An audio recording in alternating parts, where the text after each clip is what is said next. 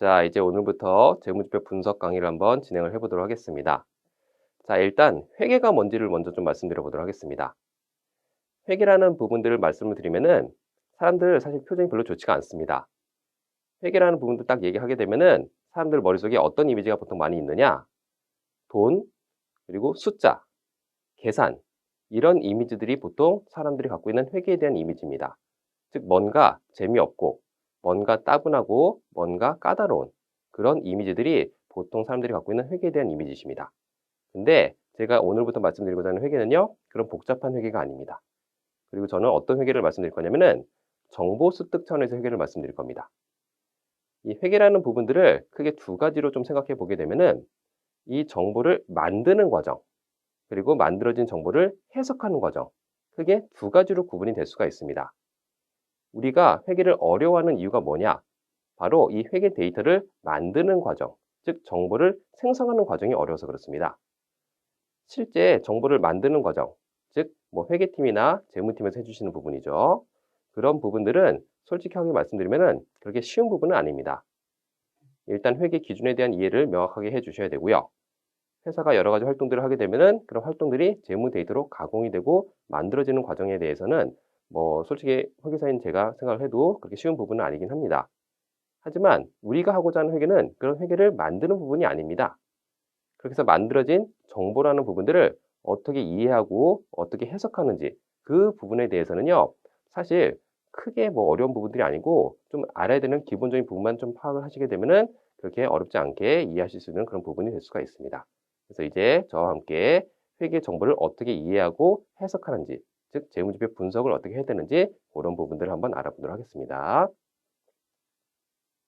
자, 그래서 회사는 여러 가지 경영 활동들을 하게 됩니다. 그런 경영 활동들이 다 기록이 되고 요약이 돼서 정보라는 것들이 만들어지게 됩니다. 그러한 정보들이 회사 주변에 여러 이해관계자들이 있게 되는데 그런 이해관계자들한테 전달되는 과정, 그게 바로 회계입니다. 그래서 회사에 이해관계자들이 여러 명들이 있게 될 건데 가장 기본이 되는 경영자부터 해가지고요. 뭐 종업원이라든지 아니면은 투자자, 주주, 뭐 과세당국, 그런 이해관계자들이 각자의 목적에 맞게 내가 필요한 그런 회계 정보들을 얻고자 합니다. 그런 상황에서 내가 만약에 뭐 CEO다. 그 CEO 같은 경우에는요, 내가 원하는 정보를 어차피 맞춤형으로 전달받을 수가 있습니다.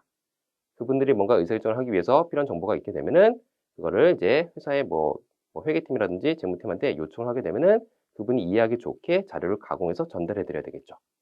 그래서 내가 만약에 CEO다라고 하면은 원하는 정보를 맞춤형으로 전달받는 게 그렇게 어려운 일이 아닐 겁니다. 근데 만약에 내가 뭐 주주다. 그 주주 중에서 뭐 대주주가 아니고요. 소액주주예요. 그런 상황에서 나도 뭔가 의사결정을 해야 되는데 그때 내가 필요한 정보를 어떻게 전달받을 수 있을까요? 만약에 똑같이 CEO처럼 회사에 전화를 합니다. 전화해 가지고 "제가 이번에 뭔가 좀 알고 싶은 게 있는데 그러한 자료 같은 것들을 좀 전달해 줄 수 있나요?" 라고 질문을 하게 되면 회사에서 뭐라고 할까요? 당연히 그 회사에 대해서 물론 뭐 회사의 홍보 차원이라든지 아니면은 뭐 회사에 대해서 데이터를 최대한 많이 정보를 전달하는 것들이 목적이다라고 하면은 그 정보를 어느 정도 받을 수 있긴 하겠지만 보통의 경우에는요, 회사에 대해서 그 정보를 전달받는 게 쉽지 않을 겁니다. 그러면은 나도 뭔가 의사결정을 해야 되는데 그럼 나 같은 경우에는 어떻게 정보를 전달받을 수 있느냐? 바로 재무제표라는 걸 통해서 정보를 전달받게 됩니다. 이 재무제표가 뭐냐면은 회사에 대한 각종 사항들을 하나의 정형화된 양식으로 쉽게 말하면은 보고서 양식이라고 생각하시면 됩니다. 하나의 그 보고서 양식으로 작성한 틀입니다. 그리고 이 재무지표가 회사 외부에 전부 공시가 되게 되죠. 그래서 만약에 내가 원하는 정보가 있다. 그런 상태에서 그 재무지표를 어떻게 해석할 줄 아는지 그 내용만 아시게 되면은 회사에 대한 정보를 전달받는 식으로 회계 정보가 전달이 되고 있는 상황입니다. 그래서 이제부터 이 재무제표가 뭔지 그런 부분들을 어떻게 해석해야 되는지 그런 부분들을 한번 같이 알아보도록 하겠습니다. 자, 우선 이 재무제표를 먼저 찾을 줄 아셔야 되겠죠. 이 재무제표를 어디에서 얻을 수가 있느냐? 이거 전부 공개되어 있는 상황입니다. 이 재무제표를 그 금융감독원에서 운영하는 전자공시 시스템이라는 그 사이트가 있습니다. 아무 뭐 포털 사이트에서 전자공시라고 치시게 되면은 바로 그 해당되는 화면으로 들어가실 수가 있고요. 여기 나와 있는 이런 화면으로 구성이 되어 있습니다. 이 화면에서 내가 일단 원하는 회사의 재무제표를 받아보실 수가 있어요. 이 재무제표를 일단 어떻게 찾는지 먼저 한번 말씀드려 보도록 하겠습니다. 자, 이 다트 사이트에서 크게 구성을 쭉 보시면은 뭐 여기 1번으로 되어 있는데 회사명과 뭐 기간 이런 부분들이 있습니다. 여기서 이제 내가 원하는 회사를 찾아보시면 돼요. 그래서 내가 원하는 회사를 한번 검색을 해 보시고요. 그 상태에서 그 기간들은 뭐 넉넉하게 한 1년 정도 혹은 뭐 내가 뭐 그 이전 거를 좀 보고 싶다. 그러면은 뭐 3년이나 전체 기간으로 그 클릭을 해 주시면 될 거고요. 그 상태에서 일단 상장사 같은 경우에는요. 그 재무제표를 받아보는 방법이 조금 달라요. 상장사는 일단 그 밑에 보시면은 정기공시라는 체크박스가 있을 겁니다. 그 체크박스를 먼저 클릭해 보시게 되면은 그 밑에 화면이 하나 또 뜨게 될 건데요. 거기에서 사업보고서라고 있습니다. 일단 상장사 같은 경우에는 이 사업보고서를 먼저 좀 검색을 해 보셔야 됩니다. 이따가도 좀 말씀을 드리겠지만 이 사업보고서가 회사에 대한 각종 사항들을 뭐 회사에 대한 기본적인 내역들을 다 전달해 놓은 그런 보고서 양식입니다. 그 사업 보고서에 첨부 서류로 감사 보고서가 들어가게 되고요. 그 감사 보고서의 첨부 서류로 재무제표를 찾아보실 수가 있을 겁니다. 그래서 그런 식으로 상장사는 좀 검색을 해보시면 될 거고요. 자, 그래서 만약에 뭐 상장사다. 그러면은 그 회사를 검색해 보시고 조건을 입력하셔가지고 검색을 눌러 보시면은 일단 사업 보고서를 받아보실 수가 있습니다. 그 사업 보고서 화면이 보통 이렇게 나오게 되는데요. 그 사업 보고서에 첨부라는 항목이 있어요. 그 첨부라는 항목을 한번 눌러 보시게 되면은 그 밑에 또 화면이 좀 뜨게 될 건데 거기에 감사 보고서라고 있습니다. 이 감사 보고서를 한번 또 클릭을 해 보시면은요.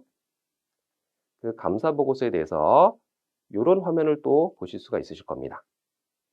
이 감사 보고서 요것도 이따가 말씀드리겠지만 재무제표를 회사가 작성을 하게 됩니다. 회사가 작성을 하게 되고 그 작성한 재무제표가 회사에 대한 정보들이 여기 들어있기 때문에 이거를 회사의 그 외부의 이해관계자들이 많이 활용을 하게 되는데 회사가 작성을 하다 보니까 아무래도 그 재무제표에 대해서 조금 예쁘게 만들고자 하는 경향들이 좀 있어요. 그래서 그게 실제 어느 정도는 좀 허용이 됩니다. 뭐 회계 정책 같은 것들을 뭐 선택할 수가 있고요. 그다음에 뭐 추정이나 걸 많이 하기 때문에 그 재무제표를 어느 정도 예쁘게 꾸미는 건 허용이 되는데 그걸 너무 예쁘게 꾸며 그게 우리가 흔히 말하는 분식이 되는 겁니다. 그래서 그런 분식 가능성이 좀 있기 때문에 그 회사에 대해서 재무제표에 대해서 한번 검증을 하는 단계가 들어가게 되고 그 검증이 바로 회계 감사입니다. 그래서 그 감사의 결과로서 감사 보고서라는 것을 저희가 제출하게 될 거고요. 그 감사 보고서에 바로 재무제표가 첨부가 되어 있습니다. 그래서 그 감사 보고서를 보시면은 이 화면에서 볼 때 이 왼쪽 부분을 보시면은 그 감사 보고서에서 그 목차들이 쭉 나와 있게 될 건데 거기에 첨부 서류로 재무제표가 들어가 있게 돼요. 그래서 이런 식으로 재무제표를 한번 검색해 보시면 될 겁니다. 이 재무제표를 통해 가지고 이제 내가 원하는 정보를 전달받으실 수가 있으실 거고요. 이제 앞으로 이 재무제표가 어떻게 구성이 되어 있는지 그리고 그 재무제표를 통해서 어떤 부분들을 좀 바라봐 주셔야 되는지 그리고 거기에서 이제 나오는 개정 과목들 이런 것들을 어떻게 해석해야 되는지 그런 부분들을 이제 저와 함께 하나하나씩 진행을 좀 해보도록 하겠습니다.